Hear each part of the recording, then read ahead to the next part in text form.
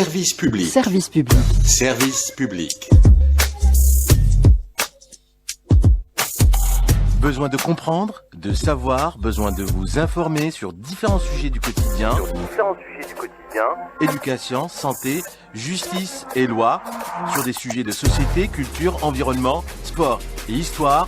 Tout cela réuni sur une même enseigne. Service public. C'est tout simplement notre métier. Bonjour à vous, bon début de semaine. Nous voilà repartis pour une nouvelle semaine de partage, d'échange dans votre magazine Service Public.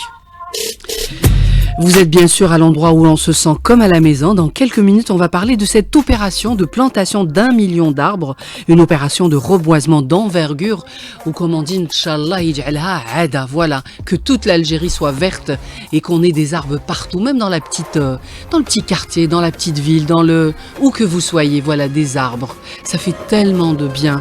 Alors, on en parlera en compagnie de nos invités, le temps qui s'installe. Nous sommes le dimanche 26 octobre. Alors 10h09, Service public revient sur cette adhésion populaire sans précédent. L'ensemble des wilayas du pays ont accueilli hier la campagne nationale de reboisement lancée par le ministère de l'Agriculture, du Développement rural et de la Pêche et l'association Algérie Verte à l'occasion de la Journée nationale de l'arbre célébrée le 25 octobre. Et nous avons donc notre invité dans les studios. On a le plaisir de recevoir Menel Imen Fitouhi de l'Union nationale des parents d'élèves qui est installée, qui va nous parler aussi de l'opération qu'elle a menée avec les enfants. Bonjour Imen, merci d'être avec nous. Bonjour. Et nous aurons dans quelques instants Madame Rachdi Sabrina, elle est chargée de la direction et de la lutte de la désertification. Elle va venir dans quelques instants, mais juste avant, on va dire notre héros, celui qui a lancé Monsieur Foued Mella, qui a lancé cette opération de Zahir Khadra. Bonjour. Il dormait, il devait être avec nous dans les studios d'Alger Chaîne 3, mais il a eu une journée très chargée. Ce projet de l'Algérie verte le tenait à cœur. Bonjour Monsieur Mella, marhaba bik. Bonjour, salam alaikum. Salam alaikum, yatek saha. En tout cas, bravo d'abord, on va vous dire. Alors, quel est le sentiment que vous avez eu à la fin de cette journée, Semela? السلام عليكم بسم الله الرحمن الرحيم معليش نهضر بالعربية معليش تفضل بالدارجة. شوف البارح صح اليوم كنت نقول لهم ديجا من قبل انجاز تاريخي او عرس تاريخي وقلنا النداء هذا والحمد لله الشعب الجزائري كامل كل الاطياف تاعو التحقوا بالغابات بالاحياء في الصحراء في كل بلاصه وهذا هو الشيء نحوسوا عليه الحمد لله يا ربي. قلنا نغرسوا مليون ولقينا الشعب بالك جا اكثر من الجر. هذا هو الشيء الحاجه اللي شفناها كامل. كان الهدف تاعنا واش ديما كنت نقول هدفنا غرس ملايين الاشجار في الجزائر هذه بصح الهدف كامل ترك جيل باكمله محب للخير ويغرس الاشجار. وهذا الشيء اللي شفناه البارح لقينا الناس كامل حبوا يغرسوا. الناس كامل حبوا يخليوا البصمه نتاعهم في الجزائر هذه بلادنا وحنا نعمروها وربي ان شاء الله ما حابسين في ان شاء الله.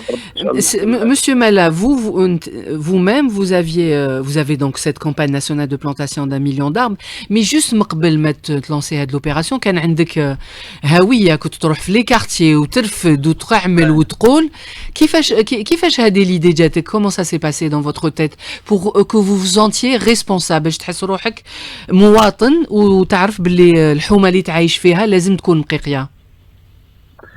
الاثر هذا خلته فيه جداتي الله يرحمهم. الله يرحمها. شفت كنت ديجا من قبل كي نروح لي زونفيرون تاع باتنا اللي هي ضواحي تكوت الريس هذا قريه القصرباب. وي كنت تما ديجا كنت نغرس معها الصباح. كنت على 6 7 كنت ديجا نهبط معها الاخر البحيره في الليل كاع حتى 4 تاع الصباح. وكان دي فوات الحقنا الداله باش نسقيو تما.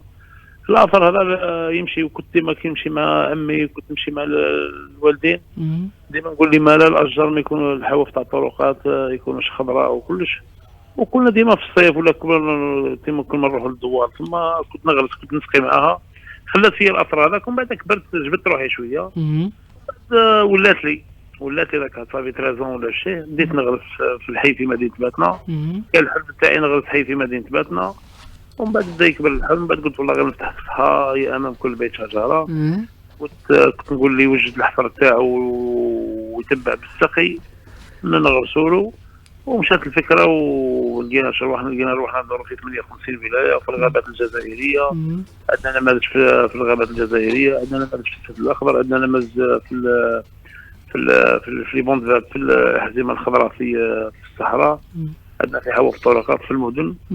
وبدا يكبر المشروع توفيق من عند ربي سبحانه على كل حال، هو الموفق. بدينا نمشيو حتى وصلنا للشيء هذا مازال فوالا. مي الوغ واش هما لي بروجي دوك؟ واش لازم نزيدو نعملوا بعد هاد 1 مليون داربغ بلانتي؟ كنت نحكي ديجا قبل مع واحد صاحبي درك، قلت له دركا البارح بالك الناس احتفلوا بمليون، بصح انا ما ولا اكثر، هي بصير مكثر.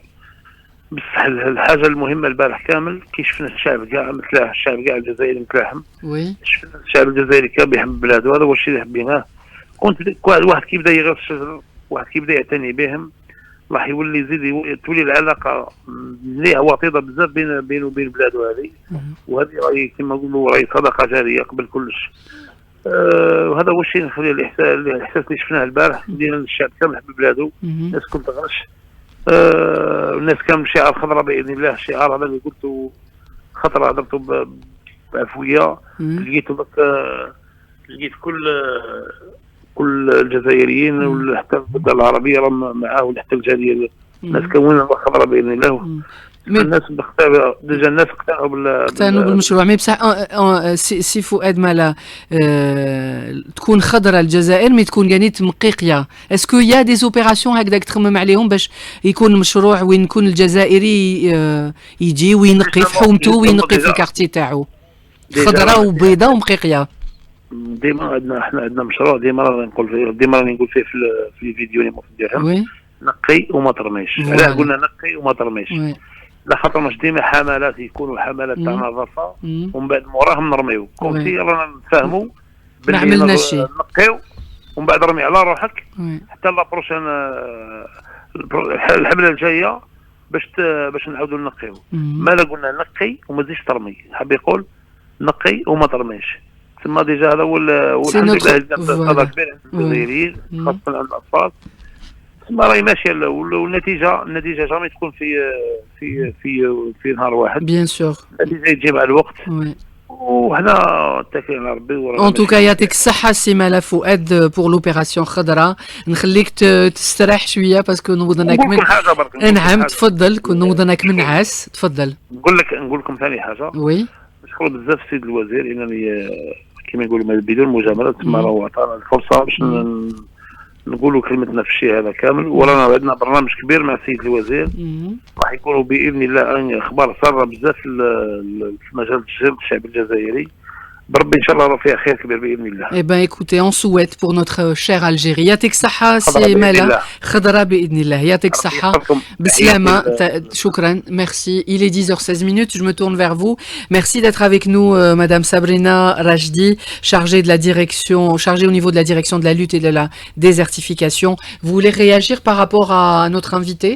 Par rapport à l'intervention par téléphone, il n'a pas pu venir, il dormait. C'est normal, parce qu'on est rentré tard hier soir. Ouais. Merci d'être là, vous n'avez pas fait de grasse matinée? Non, à 6h30, j'étais dehors déjà. Okay. Donc, je vous remercie pour cette invitation. Je remercie tous les Algériens qui ont participé à cette grande campagne de plantation. Et je remercie donc le président de cette association Algérie Verte qui a vraiment pu fédérer toutes catégories de la société.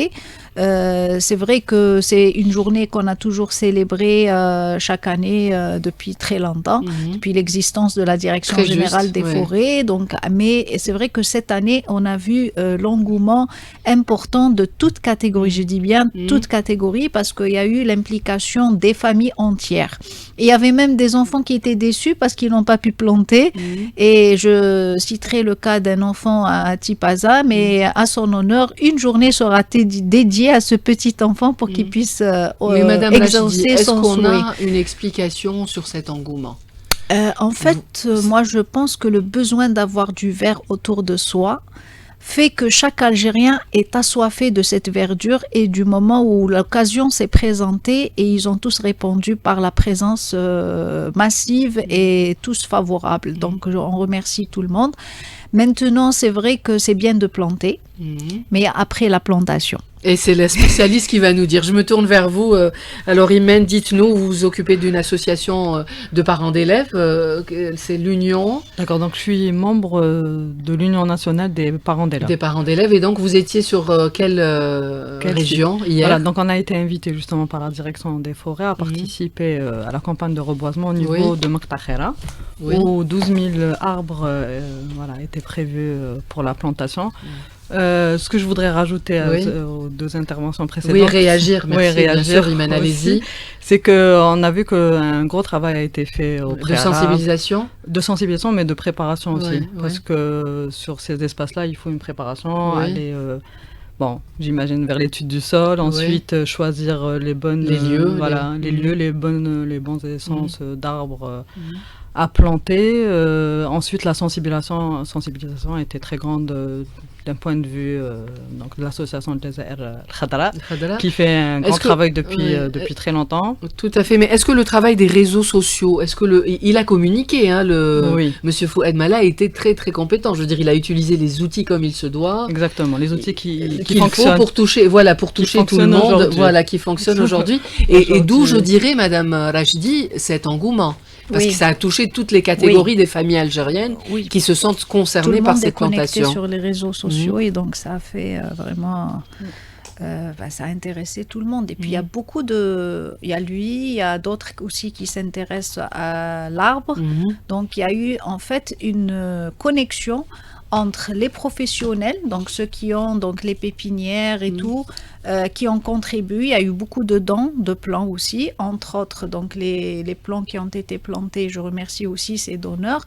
Et donc il y a eu des pépiniéristes qui ont participé par la fourniture de plants. Il y a ceux qui ont des institutions qui ont carrément acheté des plants pour participer et marquer leurs salariés pour contribuer. Donc chacun en ce qui le concerne, il a participé à sa manière au reverdissement de l'Algérie.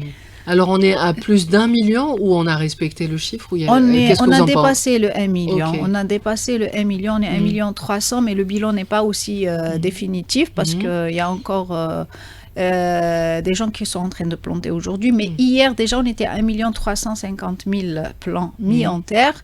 À travers les institutions. Ça c'est comptabilisé par l'administration des forêts et toutes les structures qui ont participé.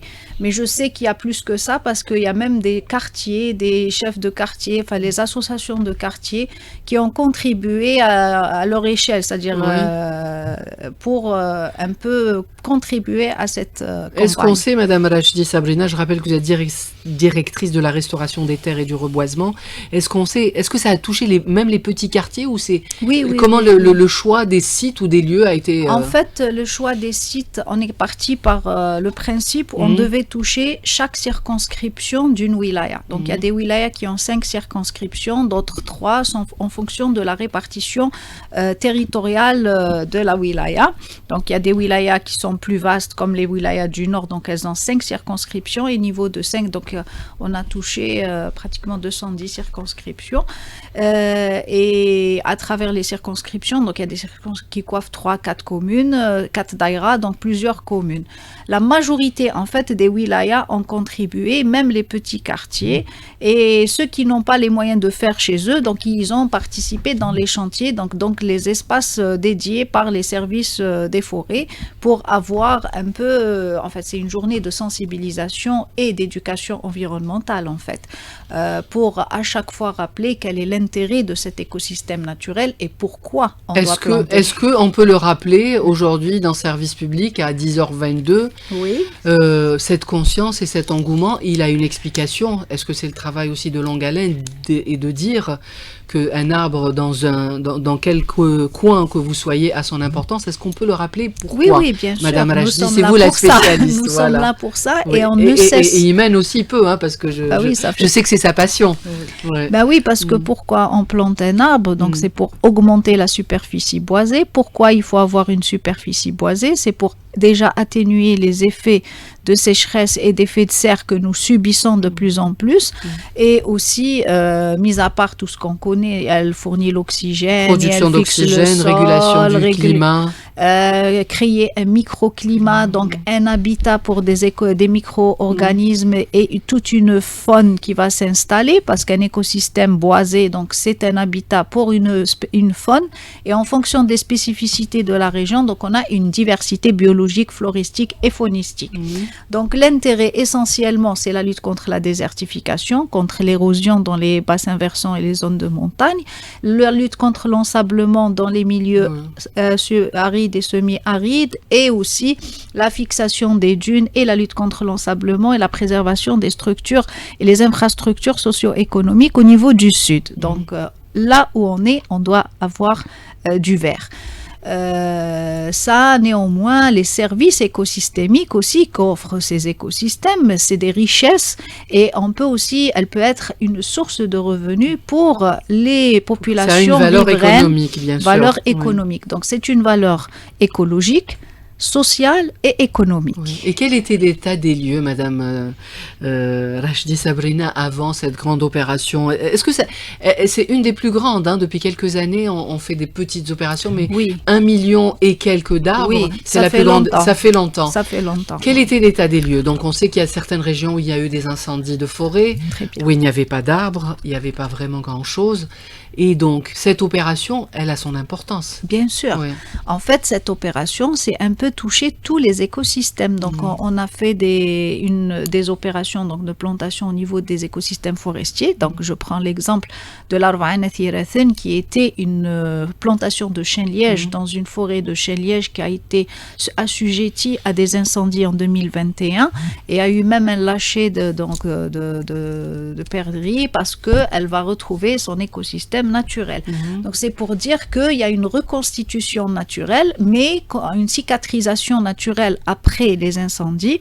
Mais quand on voit que cette cicatrisation, elle n'est pas au top ou elle n'est pas assez pour que cet écosystème fournisse ses services, à ce moment-là, on l'assiste avec des actions donc artificielles qui sont le reboisement. Donc c'est la cicatrisation artificielle ou la chirurgie qui est donc par la plantation. Il y a aussi donc au niveau des hauts plateaux, comme on a été à Bouira, c'était dans l'aire du barrage vert, donc c'était vraiment un terrain, c'est sur le chemin national de Wilaya, donc c'est une création carrément d'une bande verte parce qu'il y a aussi le phénomène d'ensablement là-bas. Et au niveau de Jafara, donc à Borj Bouari Ridge, donc c'était aussi une reconstitution d'une forêt, d'un massif forestier assujetti à des incendies répétés donc durant ces dernières années. On n'a pas touché l'endroit où a été incinéré cet été, parce qu'on va laisser la cicatrisation naturelle comme on l'a toujours expliqué.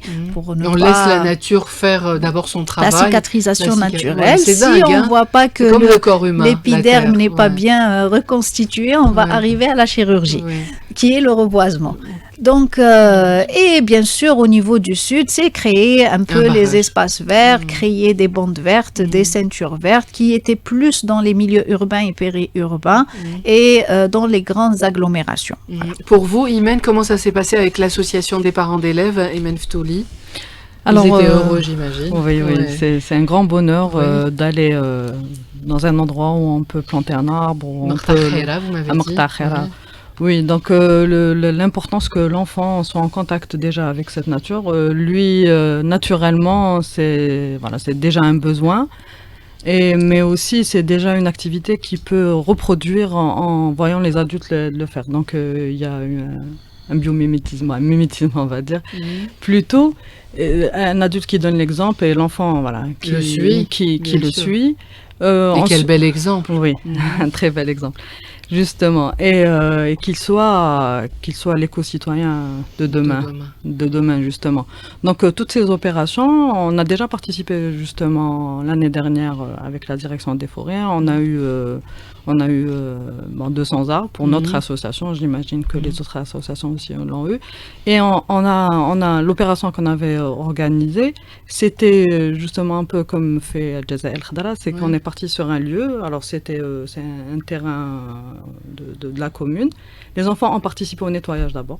Ça, c'est très bien. Voilà, bien sûr, donc, c'est ce que je disais à notre invité par téléphone. Voilà, c'est bien de planter, mais c'est aussi surtout nettoyer. Donc, c'est un espace qu'eux utilisent. Donc, ils sont partis vers le nettoyage de l'espace. Ils ont tout ramassé. Ils ont vu tout ce qui était jeté peut-être par eux un jour. Oui, bien sûr, leur paquet de chips ou exactement, des bouteilles d'eau. Des bouteilles d'eau, voilà. Le plastique, il met combien de temps voir qu'elle en meurt, nous, et le plastique va résister. C'est pour ça qu'il n'y a pas pire que la pollution. Même quand il se dégrade, il lâche des microplastiques qui sont ingérés donc par nous et par les animaux. Donc, ils ont nettoyé. Ensuite, ils ont défriché, donc toutes les opérations, ils ont creusé avec l'aide des adultes, ils ont planté, et tout l'été, ils étaient là, présents pour arroser. D'accord, donc ils ont entretenu. Ils ont entretenu leurs arbres, et ils ont vu que tout l'espace était plus beau à la fin, donc de la verdure, des fleurs Hier, vous étiez combien d'enfants pour l'association? Alors, on a eu, parents et enfants, on était une quarantaine. Une quarantaine de participants. On a pu avoir un transport de la part de la commune, et des associations de la commune aussi de Sudania. Et ensuite, à l'arrivée, il y avait un engouement monstre. Il fallait ça les gérer, il fallait les gérer. Parce qu'il fallait trouver son arbre, trouver son trou. Les trous étaient préparés et les accompagner. Et le déplacement s'est fait d'un espace à un autre. Donc, mais qu'est-ce qui posait comme question, Imen, les enfants par rapport aux plantations d'arbres?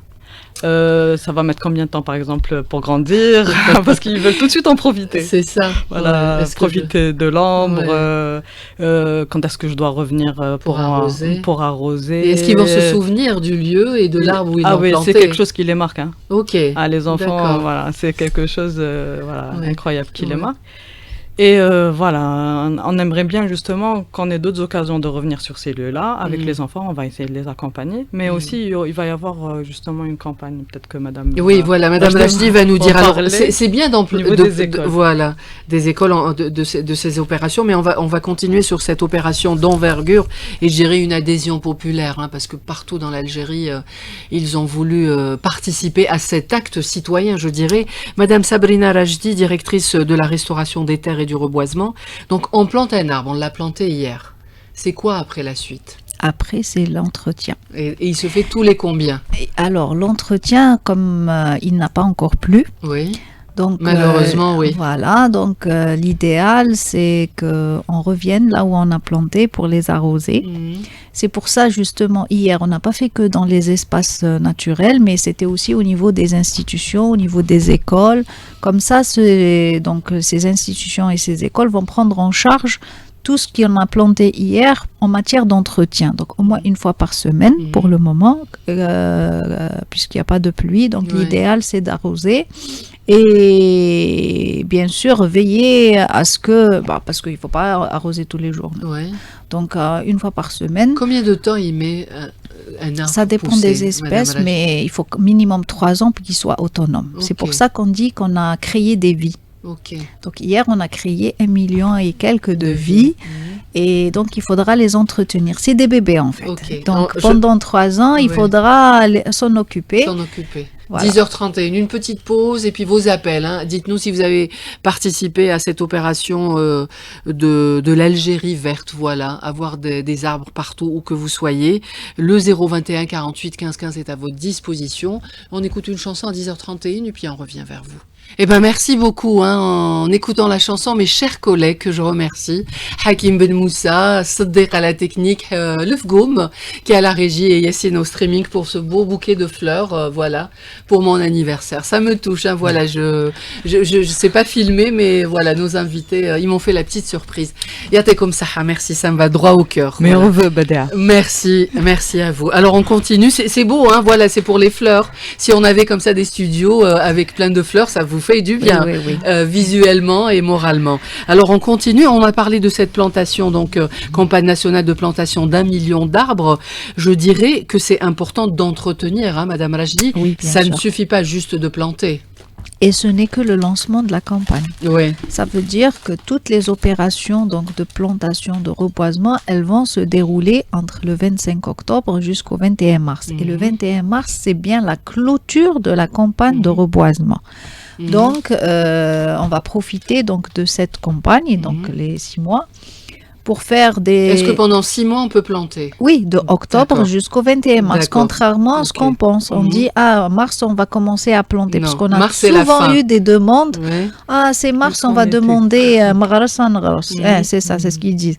Alors que, bon, c'est vrai que pour des espèces arbustives, comme fruitières, comme l'olivier, on peut aller jusqu'au mois de mai, comme l'opensia, on peut aller jusqu'au mois de mai-juin. Parce que c'est des espèces qui ne supportent pas le gel. Mais grosso modo, ou globalement, les espèces forestières, dans le domaine forestier, c'est la réalisation des programmes de reboisement se font entre octobre et mars, c'est la clôture. Mais vraiment la clôture, parce qu'après... Alors, est-ce que c'est fin mars ou début mars avec ces réchauffements et la prolongation de sécheresse, c'est vraiment 21 mars, c'est le maximum, parce qu'on a remarqué, comme pour certaines espèces, je dirais, comme le cerisier, comme l'amandier, comme le cèdre de l'Atlas, il ne faut pas dépasser janvier. D'accord. Il faut qu'ils profitent du maximum des pluies pour l'acclimatation des jeunes plants au milieu où ils sont plantés, parce qu'il s'agit de ça en réalité. Pourquoi ces périodes? C'est une certaine adaptation, acclimatation des jeunes plants qui ont été chuchotés au niveau des pépinières et on les ramène dans des milieux donc naturels. Il leur faut un moment d'adaptation et d'acclimatation et c'est là où on intervient avec les entretiens première année, deuxième année, c'est pour ça qu'on dit qu'il faut minimum 3 ans, pour pouvoir après permettre à ces jeunes plants d'être autonomes et grandir pour devenir après de jeunes forêts et après passer au traitement sylvicole nécessaire pour conduire ces reboisements en fonction de l'objectif. Il y a des reboisements industriels, donc c'est pour la production de bois et pâte à papier, donc quand on utilise des espèces donc industrielles, ou pour la protection, donc même ça, donc c'est les traitements sylvicoles qu'on met pour avoir ces terres couvertes et bien conservées contre l'érosion. Quelles ont été les espèces qu'on a plantées hier, Madame Rachdi? C'était très diversifié, donc il y avait 53% d'espèces forestières, donc entre le pendalep, le cyprès, les acacias, les peupliers, le pimpignon, le cèdre de l'Atlas, l'arganier, le dodonia, donc il y a des espèces sahariennes, des espèces donc du secteur numidien, donc des montagnes, des espèces aussi des hauts plateaux, donc il y avait aussi le tuya, et dans des espèces fruitières majoritairement, donc l'olivier, les citronniers, les orangers, le c'est la bonne période, voilà, le citronnier, et le jasmin et le... Après l'ornement, voilà. L'ornement, c'était aussi très diversifié. Est-ce que dans le centre d'Alger ou dans les villes, on a planté? Est-ce qu'il y a eu des opérations hier, mais je dis toujours que c'est le lancement. C'est-à-dire il y a tout un programme pour toute la campagne. D'accord. Hier, il y avait au niveau de la forêt de Baïnem, il y avait la forêt de 19 juin, donc c'était les forêts urbaines et périurbaines, et Beaulieu. En plus de Maqta Khaira où il y avait le gros. Donc le gros était à Maqta Khaira où on avait mis 15 000 plants.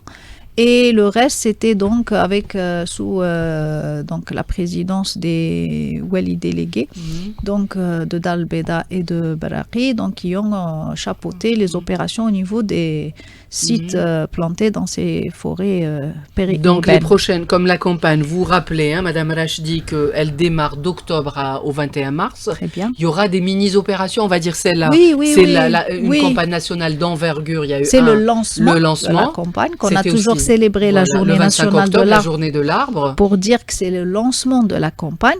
Et après, on célèbre le 21 mars, qui est la journée nationale de la forêt, pour dire que c'est la clôture de la campagne. Et généralement, on fait le bilan de ce qui a été fait et on fait des constats. Et pour vous, Imen, journées d'études. Est-ce qu'il y aura des mini-opérations comme ça avec les tout-petits pour votre association? Oui, justement, on va le faire en collaboration avec la direction des forêts. Il y aura des écoles qui vont être sélectionnées dans chaque commune pour que cette opération de reboisement se fasse au niveau de l'école. Très bien. Donc ça permettra... C'est-à-dire planter au niveau de l'école. Oui, ça, c'est au niveau super, de l'école et un peu autour. Ça permettra à tous les élèves d'être présents ce jour-là, de voir leur école embellie, de pouvoir même faire des activités en extérieur. Bien sûr, parce que s'il y a de l'ombre, on peut dehors déjà. Et ensuite, il y a un cours de sciences naturelles qui va aller sur les sols, sur l'arbre, sur les écosystèmes. Ça sera possible vraiment qu'ils voient comment ça évolue, comment ça concrètement. Et est-ce que les tout petits, ils avaient entre quel âge et quel âge, Imen, est-ce qu'ils savaient l'importance de planter un arbre et l'arbre, qu'est-ce qu'il peut faire dans notre quotidien? Est-ce que ces enfants étaient... Ils étaient très jeunes, parce que les plus jeunes accompagnaient les plus grands, leurs grands frères, ça veut dire qu'il y avait des fratries où ils savent que l'arbre est vital, est carrément vital. Donc l'idée de l'oxygène que ça nous apporte, mais ensuite on a même pu leur expliquer que c'était l'habitat par excellence de toute la faune. Donc l'oiseau qui vient chanter le matin, s'il n'a pas d'arbre, où il fait son nid, il viendra pas. Les insectes qu'on voit, les papillons avec coccinelle, ils ont besoin de verdure. Tous ces animaux-là qui sont peut-être partis un petit peu de nos villes. Voilà, donc, malheureusement, bien sûr, parce qu'il y a l'urbanisation à bouffer tout. Donc du coup, reboiser, c'est aussi réinviter la biodiversité à s'installer dans nos villes. Voilà. Nos villes et ressentir à nouveau qu'on fait partie de cette nature. De cette nature, on est des humains. Et d'ailleurs, moi, ce que j'ai beaucoup apprécié aussi, c'est que c'est la réduction du stress. On vous dit, les arbres ont un effet apaisant et peuvent aider à réduire le stress et l'anxiété. C'est pour ça, je dirais qu'au centre... la sylvothérapie. Voilà, qu'on puisse... Maintenant, on enlace un arbre, il paraît, selon les spécialistes en psycho, je sais pas quoi, on vous dit ça vous fait beaucoup de bien. Et ça se confirme quand Madame Rachdi, vous-même qui êtes en contact, vous êtes tout le temps en bonne humeur. Oui, quand je suis énervée, il faut que je marche là où il y a de la verdure. C'est ça, ça fait de l'effet. Est-ce qu'on pourrait dire combien encore d'arbres faut-il faire pour qu'on réponde aux normes internationales, Madame Rachdi? Parce que je sais que par habitant, on dit il faut tant d'arbres. Il faut 10 mètres carrés par habitant. Voilà, 10 mètres carrés par habitant. Ça, c'est les normes internationales en matière d'espace vert. Oui, on n'y est pas. Non. Voilà. Et combien de temps faut-il pour arriver à ça, revoir Madame les plans, Rachdi? il faudra revoir aussi les plans d'urbanisation, parce que je pense que dans les chantiers ou dans les plans, il n'y a pas beaucoup d'espace qui est dédié aux espaces verts. Bon, c'est vrai que ces dernières années, c'est commence plus ou moins qu'avant. Mais est-ce qu'on vous sollicite? Est-ce que vous travaillez en collaboration avec les... Au niveau local, oui. Au niveau local, il y a certaines... parce qu'en fait, il faut aussi savoir que ce n'est pas l'administration des forêts qui est spécialisée dans l'architecture paysagiste. Donc ça, il y a des spécialistes qui sont formés à Polytechnique. Donc ils font l'architecture paysagiste et c'est devenu maintenant une nécessité. Donc on voit qu'il y a un aménagement qui est fait, mais après, des fois, on sollicite l'administration pour les arbustes, pour les herbacées, pour un peu avoir du romarin dans les bordures. Parce que c'est bien aussi d'avoir l'idée de créer des jardins partagés au niveau des cités. Parce que si on crée des cités dortoirs sans espace vert, il faudra penser à ce moment-là un manque de foncier. C'est pas, c'est-à-dire des fois il y a pas assez d'assiettes pour tout faire. Ça se développe un petit peu, je vous dirais, Madame Rachdi, ces jardins partagés. Imen, vous pouvez.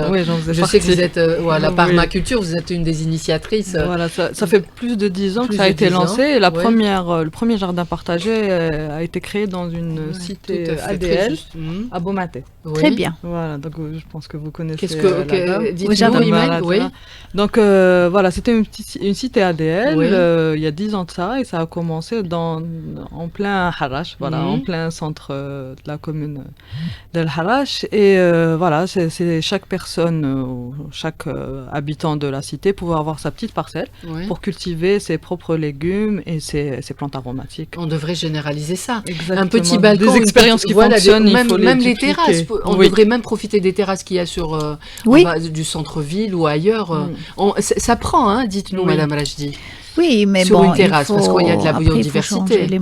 On a fait l'expérience, justement. On a fait l'expérience en dehors de l'association des parents d'élèves. On a planté sur des bacs potagers, sur des terrasses d'entreprises, d'écoles. Voilà. et d'école, et ça a bien fonctionné. Le fait que les employés soient là tous les jours, qui entretiennent, voilà, pour l'entretien, en prendre soin, et qu'ils en profitaient pour leur petite pause. Qu'on puisse généraliser au maximum ces espaces comme ça de verdure ou d'arbres au centre, au cœur, parce que vraiment le béton des fois nous agresse l'œil. Il y a il y a le réflexe d'avoir, parce que je vois même dans des cités où c'est les locataires qui prennent l'initiative d'acheter les plants et de s'organiser chaque vendredi ou le samedi, voilà, pour orner leur environnement, oui, pour avoir du vert autour. Tellement que ça fait du bien. Allez-y. Oui, je voulais aussi parler d'une autre association. Donc, il y a Torba qu'on salue. Exactement. Voilà. Donc il y a eu l'association Torba qui a lancé ça aussi depuis une dizaine d'années. Et il y a eu des jardins partagés dans le périurbain. Donc il y a eu Bouchaoui. Oui. Ils font de l'agriculture même, bio. Voilà, bio. Il y a eu Zeralda. Et là, en ce moment, ils sont sur le barrage de Douai. De Douai, là, tout à fait. Donc il y a des jardins partagés. C'est des familles qui viennent. Il paraît que c'est très agréable. Voilà, sur plusieurs générations. Et il y a la transmission, d'en parler tout à l'heure, monsieur Fouad Mala, transmission de génération en génération. Donc c'est les grands-parents qui ont transmis ça aux parents et des fois même directement aux petits-enfants. Et c'est justement restaurer cette chaîne de transmission qui est importante. Parce qu'il y a eu une cassure. Oui, il y a eu une cassure parce que on a l'image de nos grands-mères qui avaient le petit pot le mahbis t'a Yasmine ou le mahbis t'a il y avait même elle avait un petit espace et elles arrivaient à planter. Qu'on arrive à passer ça aux petits, ça c'est très important.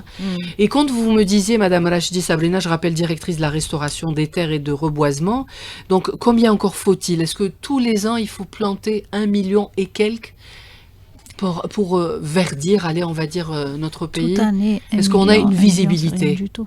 Oui, c'est pas. Oui, parce qu'en fait, la reconstitution des écosystèmes naturels, ça demande du temps. Oui. Ça demande du temps, de l'endurance et de la patience. Parce qu'il ne faut pas oublier, hier on a fini l'opération de plantation et l'après-midi il y a eu un déclenchement d'incendie. Donc c'est pour ça que je dis que c'est pas évident, surtout d'entretenir et de préserver. On voit que, et puis nous sommes dans un pays méditerranéen, donc vulnérable dans la composition, donc elle est vulnérable au réchauffement, donc de plus en plus le cortège floristique, donc il est vulnérable au déclenchement des incendies. Donc on fait en sorte de mélanger entre résineux et feuillus pour un peu atténuer cette vulnérabilité. Oui. Mais on va continuer à inscrire des programmes de reboisement chaque année, donc en fonction des budgets alloués, parce que nous on fait des propositions, mais après en fonction des notifications, donc on prend les programmes qui sont notifiés et on les réalise. Donc, mais on a une petite idée, par exemple, Madame Rachdi, combien il faudrait par an, chaque année, on doit planter combien? Quand on réalisait le programme, le plan national de reboisement, on avait établi pour passer de 11 à 16% du taux de boisement, donc pour la partie du nord, puisque nous sommes à 2%. Puisque la superficie forestière ou le patrimoine forestier ne représente que 2% de la superficie globale et 11% donc de la superficie du nord. Donc juste 2%, il fallait... Oui, puisque si on compte le sud, le désert, mais on ne va pas le compter. Changer l'écosystème, on ne peut qu'atténuer et faire en sorte de diminuer l'ensablement. C'est un écosystème naturel, le désert. C'est un autre contexte. Il ne faut pas qu'on se dise qu'il faut avoir des forêts le désert, mais c'est plus... Jadis, paraît-il, c'était vert au désert. Mais c'est ça, c'est contre les siècles, mais c'est ça, parce que le vert suit l'eau. Quand on a la sécurité hydrique, quand on a la disponibilité de la ressource en eau, on a du vert. Mais si on a la rarification de la ressource hydrique, c'est ce que nous vivons, on a une rarification des ressources hydriques. Et les prédictions de l'IGIEC vont vers la ridification des milieux de plus en plus, c'est-à-dire lichen subhumide, les arides. Donc après on verra, parce que ça c'est des prédictions, c'est des prévisions. La nature peut avoir... Voilà, mais si on accentue ces efforts de reboisement, on peut changer la tendance, parce qu'en fait, si on augmente la superficie, donc je dirais, il faudra, on avait l'objectif de 1 245 000, on en avait fait 800 000 hectares. c'était en moyenne 60 000 hectares par an. 60 000 hectares, par an, oui. Pas plans. Ça Oui, veut dire, 60 000, on oui. peut dire, 8 fois. voilà. Fois 1000 plans à l'hectare. Si on fait en moyenne 1000 plans à l'hectare, donc Oui. nous avons 6 milliards de plans. Donc, automatiquement, Donc il nous l'opération faut est longue des à efforts. faire. Voilà, ça veut dire nous, mais c'est pas grave. Nous, on va, on va persister, on va toujours inscrire des programmes de reboisement. Alors, le programme de l'année, donc on a du 25 octobre au 21 Oui. mars. Après, est-ce qu'il y a un On autre a des programme programmes de réalisation, bien sûr. Ça, ce n'est que l'objectif d'une journée D'une de journée. sensibilisation. Oui. Mais on a nos programmes de reboisement. Donc, on a 38 000 hectares, donc l'équivalent de 30 millions d'arbres à réaliser à travers les programmes qui sont déjà inscrits à l'indicatif de l'administration des forêts. Donc, avec, bien sûr, le programme du barrage vert. Donc, tout ça, c'est des programmes de restauration des écosystèmes naturels. En aparté, on a ces journées de sensibilisation à travers lesquelles on travaille avec les associations, les écoles, les institutions désirant avoir du vert dans leurs instituts, parce qu'il y a eu beaucoup de demandes 2025 pour la journée du 25. Donc on leur a dit on peut faire ça, on va l'étaler dans un agenda avec les conservations. D'accord, donc il y a déjà un planning avec les écoles, les instituts, les entreprises. On les a tous invités à se rapprocher avec des administrations des forêts, donc au niveau des wilayas, bien sûr les 58 wilayas, et ils travailleront, comme on l'a toujours travaillé, en étroite collaboration pour l'assistance technique et l'encadrement pour assurer que ces établissements puissent avoir leurs petits espaces verts qu'ils vont entretenir d'eux-mêmes. Ça, en aparté, c'est-à-dire... En aparté des grandes opérations que vous faites. Ça rentre dans l'éducation environnementale et la sensibilisation. Mais sinon, notre mission principale, c'est la mise en œuvre des programmes de restauration qui sont dans le cadre du traitement de bassins versants, la préservation des barrages contre l'envasement et la préservation, bien sûr, et la lutte contre la désertification dans les zones arides et semi-arides. Pour vous, est-ce qu'il y a des opérations, donc un programme avec les écoles, Madame Touli, vous m'avez dit? Oui. Voilà, ça serait tout le long de l'année ou vous avez les mardis ou les samedis? Comment vous allez vous programmer? Alors, si c'est dans l'école, à l'intérieur de l'école, donc ça se fera pendant la semaine. Et si c'est à l'extérieur, on programme justement des sorties pédagogiques pour que l'enfant reste toujours en contact avec la nature. Est-ce que ça leur parle? Dites-moi, Imen. Ah oui, tout de suite. Oui, ils se sentent bien. Ils se sentent bien et dès qu'ils sont sur une activité à l'extérieur, ils n'ont même plus envie de repartir. Voilà. Donc voilà, c'est vraiment cet amour qui est transmis, ce contact qui est refait. On parle de reconnexion. C'est-à-dire que l'enfant se reconnecte à nouveau. Dans certains pays, l'école se fait dans la nature, à l'extérieur, voilà. Exactement. Toute la journée, ils ne sont pas dans des classes enfermées.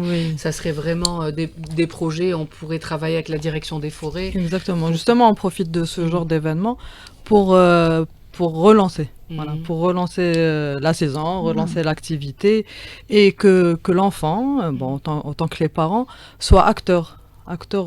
Partie prenante, Partie prenante, c'est-à-dire que du coup on invite d'ailleurs la direction des fraudes d'inviter à chaque fois des enfants à participer pour maintenir déjà ce lien-là, mais aussi pour créer de nouveaux liens tout au long de et que l'année. Ça soit les citoyens de demain. Allez-y, un conseil en entretien, comment vous m'avez pas fini, Madame Rachidi. Alors pour l'entretien... 1,5 million d'arbres de l'opération d'hier. Donc l'entretien, j'ai dit tout ce qui a été fait au niveau des institutions, c'est à la charge des institutions de prendre en charge les entretiens. Tout ce qui a été fait en dehors, donc il y aura des campagnes d'entretien qui vont être organisées, comme on a organisé d'ailleurs.